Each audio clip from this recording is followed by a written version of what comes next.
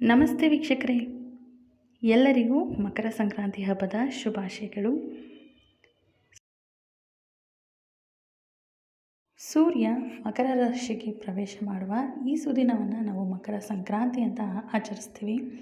ಒಂದೊಂದು ಕಡೆ ಒಂದೊಂದು ರೀತಿಯಲ್ಲಿ ಪೊಂಗಲ್, ಭೋಗಿ, ಹಾಗೆ ಸಂಕ್ರಾಂತಿ, ಮಕರ ಸಂಕ್ರಾಂತಿ ಹಾಗೆ ತುಂಬ ವಿವಿಧ ಹೆಸರುಗಳಲ್ಲಿ ದೇಶದಾದ್ಯಂತ ಈ ಹಬ್ಬನ ನಾವು ಆಚರಿಸ್ತೀವಿ. ಸಂಕ್ರಾಂತಿ ಅಂದ ತಕ್ಷಣ ನೆನಪಾಗೋದು ಎಳ್ಳು ಬೆಲ್ಲ. ಒಂದು ವಾರಕ್ಕೆ ಮುಂಚೆನೇ ಎಲ್ಲರ ಮನೆಯಲ್ಲೂ ಎಳ್ಳು ಬೆಲ್ಲನ ತಯಾರು ಮಾಡೋದಕ್ಕೆ ಶುರು ಮಾಡ್ಕೊಂಡಿರ್ತಾರೆ. ಹಬ್ಬದ ದಿನ ಅಂತೂ ಎಲ್ಲರ ಮನೆಯಲ್ಲೂ ಪೊಂಗಲ್, ಸಿಹಿ ಪೊಂಗಲ್, ಖಾರ ಪೊಂಗಲ್, ಅದ್ರ ಜೊತೆಗೆ ಈ ಗೆಣಸು, ಕಡಲೆಕಾಯಿ ಮತ್ತು ಅವರೆಕಾಯಿನ ಬೀಸೋದು ಕೂಡ ತುಂಬಾ ಚೆನ್ನಾಗಿರುತ್ತೆ. ಚಿಕ್ಕವರಿದ್ದಾಗಂತೂ ಮನೆ ಮನೆಗೂ ಹೋಗಿ ಎಳ್ಳನ್ನು ಬೀರೋದಾಗಿರ್ಬೋದು, ಕಬ್ಬನ್ನು ತಿನ್ನೋದು, ಗಾಳಿಪಟ ಹಾರಿಸೋದು, ಇವೆಲ್ಲ ಎಂಥ ಸುಂದರವಾದಂಥ ನೆನಪುಗಳಲ್ಲ.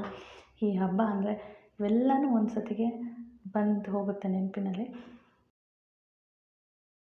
ಈ ಮಕರ ಸಂಕ್ರಾಂತಿ ನಿಮ್ಮೆಲ್ಲರ ಜೀವನದಲ್ಲಿ ಶಾಂತಿ, ಸಮೃದ್ಧಿ, ನೆಮ್ಮದಿ, ಸಂತೋಷ ಇವೆಲ್ಲವನ್ನು ತರಲಿ ಅಂತ ಆಶಿಸ್ತೀನಿ. ಎಲ್ಲರಿಗೂ ಮಕರ ಸಂಕ್ರಾಂತಿ ಹಬ್ಬದ ಶುಭಾಶಯಗಳು.